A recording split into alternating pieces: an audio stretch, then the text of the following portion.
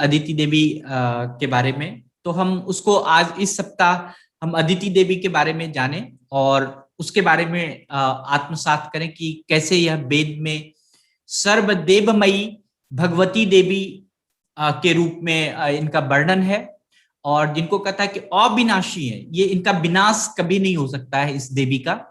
और ये नित्य ज्ञान देने वाली है, हर हमेशा हर क्षण आपको यह ज्ञान देती है। यह एक माता के समान है, आचार्य के समान है, और यह दिव्य गुण, जितने भी आपके अंदर दिव्य गुण है, जो भी सामर्थ्य है आपके अंदर कि आप कोई पुरुषार्थ करते हैं, कोई काम करते हैं, वो सामर्थ्य के को देने वाली ये देवी है। और यह देवी जो है हमारा पालन करती है, हमारी रक्षा करती है। तो हम इस अदिति देवी को कहाँ अपने अपने आत्मा में देख सकते हैं, अपने जीवात्मा के पास देख सकते हैं, अपने परम ब्रह्म में कहाँ प्राप्त कर सकते हैं, उसके बारे में हम लोग चर्चा करेंगे। तो अदिति देवी जो है पहले पहल परम ब्रह्म के संकल्प से सब जगत के जीवन की शक्ति के साथ उत्पन्न हुई थी। जो जगत में जितनी भी शक्ति उत्पन्न हुई थी, जब ब्रह्मांड की शुरुआत हुई थी, परम ब्रह्म की शुरुआत हुई थी, तो उसी समय अदिति देवी भी जो है परब्रह्म के संकल्प से ही उत्पन्न हुई थी। और यह संपूर्ण प्राणी में एक बीज के रूप में, बीज मतलब एक जो है अगर कहा जाए कि आपका जो शुरुआत है वो बीज से है, तो आपको बीज के रूप में हर प्राणी में ये प्रकट की है और प्रकट हुई, और फिर जाकर यह आपके हृदय गुफा में प्रविष्ट हो गई, और वहां पर भगवती बनकर या भगवान बनकर, जिस पर आपका विश्वास होता है, वह बनकर आपके आत्मा में ये समा गई है। तो भगवती जो अदिति देवी है, यह कठोपनिषद में इसका वर्णन जो है, यमराज कहते हैं कि नचिकेता, ये जो ब्रह्म के विषय में तुम जानना चाहते हो, जिसके विषय में आपने पूछा है, वह अदिति देवी ही आपका ब्रह्म है। तो अदिति देवी जो है, जितने भी समस्त देवी देवता हैं, जो भी हमारे सृजन करता है, जिसको भी हम ईश्वर मानते हैं, जिसको भी हम शक्ति स्वरूप मानते हैं, सबके ऊपर एक सर्वदेवमयी देवी है। और समस्त भोग, जितने भी सुख भोग विषय वस्तु जो भी चीज है, उसका जो आरंभ है वो अदिति देवी के साथ है। अदिति का मतलब ही होता है असीम, बंधन मुक्त, जिसमें कोई बंधन नहीं है, वह स्वतंत्र है। तो अदिति का और जो दिति अलग है और दिति अलग है, तो दिति का मतलब होता है बंधन मुक्त, अदिति का मतलब होता है जो बंधन से, दिति का मतलब होता है बंधन, और अदिति का मतलब होता है जो बंधन से मुक्त है। तो अदिति देवी जो है, जो भी हमारे बंधन है, जो भी हमारे बुरे काम है, या जो भी चीज ऐसे मन में विचार आते हैं कि जो हमारे लाइफ में नेगेटिविटी है, उन सब के बंधन से हमें मुक्त कर सकती है। अदिति देवी के संपर्क में आने से हम हमेशा पॉजिटिव हो जाते हैं। जो ऋग्वेद है उसमें कहा कि अगर हम पाप से मुक्ति चाहते हैं तो अदिति देवी के संपर्क में हमें होना चाहिए। अगर कोई भी पाप है, कुछ भी है, तो वो हम उसके संपर्क में रहें, उनकी आराधना करें। अदिति देवी जो है हृदय गुफा में परमेश्वर की महाशक्ति का प्रतीक है। जो आपके ईश्वर है, जो आपके परमात्मा है, उसका महाप्रतीक जो है, महाशक्ति का जो प्रतीक है, वह अदिति देवी है। और यमराज कहते हैं कि जिस चीज के बारे में हे नचिकेता आपने पूछा था, जिस शक्ति के बारे में आपने पूछा था, वह अदिति देवी जो है वो आपके आत्मा में विराज करती है। उसने नचिकेता यमराज ने इसका एक संदर्भ बताया कि जैसे कोई गर्भस्थ स्त्री होती है, जिसका जो गर्भिणी स्त्री होती है, गर्भवती जो स्त्री होती है, वो क्या करती है कि अपना शुद्ध अन्न, जल, पानी, सब चीज देती है, जो उसके शिशु जो उसके गर्भ में पल रहा होता है उससे वो परिपुष्ट होता है, उससे वह शक्तिशाली, और उससे वह अच्छा बच्चा पैदा होने के लिए, अच्छे संतति के लिए, अच्छे विचार के साथ वह पृथ्वी पे आने के लिए माँ जो है उसका पालन पोषण करती है। उसी प्रकार से, उसी श्रद्धा से, उसी प्रीति से, उसी संवेदना से अदिति देवी जो है आपका पालन करती है।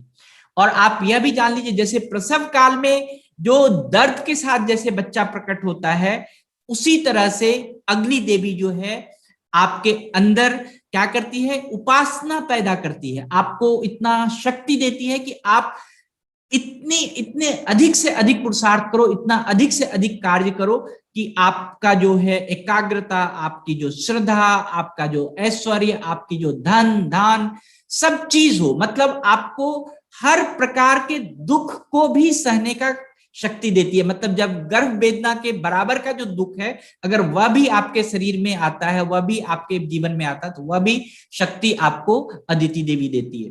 तो अदिति देवी का जो है, यहाँ पर हम अग्नि देवता, जो हमने कहा कि अगर हम कोई यज्ञ करें, कोई अग्नि देवता के प्रति हम कोई चीज समर्पित करें, आहुति समर्पित करें, सत्कर्म करें, तो उसका अर्थ है पुरुषार्थ करें।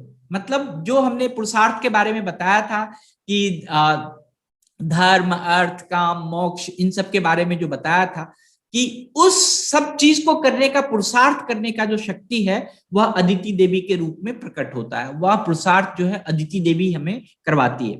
और यमराज कहते हैं कि जिस प्रकार से परमेश्वर जो है सूर्य प्रकट कर देता है, सूर्य देवता हमारे ब्रह्मांड में आ जाता है और वह आकर क्या करता है, हमें बहुत सारी शक्ति देते हैं और फिर वो विलीन हो जाते हैं। उसी तरह से जो भी ये ऊर्जा का संचार इस पूरे ब्रह्मांड में है, वह अदिति देवी के संकल्प से है, उसके सर्वत्रमान होने के कारण ही इस पूरे ब्रह्मांड में ये सारा ऊर्जा और सब चीज प्रतिपादन होता है। और जब हम स्वर्ग लोक के बारे में बात करते हैं, बहुत सारे हमारे स्वर्ग के बारे में कुरान शरीफ में भी लिखा हुआ, हर जगह लिखा हुआ है। तो अगर हम स्वर्ग लोक और सत्ता पाने के बारे में बात करते हैं, अच्छे ऐश्वर्य के बारे में बात करते हैं, तो इसमें एक बहुत ही अच्छी बात है कि सभी को ये लालसा होती है कि हम स्वर्ग लोक को प्राप्त करें, चाहे वह अच्छा व्यक्ति हो, चाहे बुरे कर्म वाला व्यक्ति हो, हर इंसान का ये होता है कि स्वर्ग जो है हमें प्राप्त हो। तो एक बार मैं ये इसी इसी प्रकरण में है कि एक बार क्या हुआ, स्वर्ग लोक की सत्ता पाने के लिए जो दैव्य थे और दानव दानव थे, मतलब भगवान भी और जो दानव थे वो भी, अगर हम देखें तो इसको कुरान शरीफ में भी लिखा गया है कि दोनों की लड़ाई हुई है।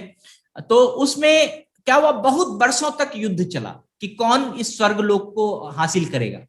तो अदिति देवी ने कहा कि इस युद्ध का, सभी देवताओं ने कहा कि अदिति देवी आप इस युद्ध का समाधान कीजिए। तो अदिति देवी जो है वर्षों तक तप की, बहुत घोर तपस्या की, और वह सूर्य देव से प्रार्थना की कि आप जो है इस ब्रह्मांड में आइए, इस ब्रह्मांड में आप अपनी ऊर्जा को दीजिए। तो कालांतर तक क्या हुआ कि कालांतर में कुछ दिन के समय के बाद जो है सूर्य भगवान जो अदिति देवी के गर्भ में उपस्थित हुए, और फिर वह अदिति देवी के गर्भ से जो है कि निकले। तो उस समय ये लिखा हुआ है, ये कथा भी लिखी हुई है इसकी, कि अदिति देवी के जो पति थे वो कश्यप ऋषि थे। तो उनको एक मन में ये भ्रम आया कि ये गर्भस्थ कैसे हो गई, इनके गर्भ में बालक कहाँ से उत्पन्न हो गया। तो बहुत क्रोध उत्पन्न हुआ उनको। तो उन्होंने कहा कि ये जो बालक है वो मरा हुआ बालक है। तो फिर उस समय जो है एक तेज उत्पन्न हुआ अदिति देवी के गर्भ से, और एक प्रकाश का बहुत बड़ा पुंज, बहुत अति प्रकाशमान पुंज जो है वो पृथ्वी पर आया, और इससे कश्यप ऋषि जो है वो भयभीत हो गए। और भयभीत होकर वहां पर फिर आकाशवाणी हुई कि जो आप दोनों की जो इच्छा है वो बहुत ही अच्छे से पूरा होगा, और ये जो ब्रह्मांड में जो एक पुत्र रत्न के तरह चमकेगा। तो वह जो है सूर्य के समान एक बालक पैदा हुआ अदिति देवी के गर्भ से, और अदिति देवी के नाम तो इसीलिए हम सूर्य को आदित्य भी कहते हैं। तो ये बालक जो है आदित्य इतना प्रकाशवान था, इतना तेज बई था, इतना मार्तंडे था कि उस बालक के तेज प्रकाश से जितने दैत्य थे सभी जो है वो स्वर्ग को छोड़कर चले गए।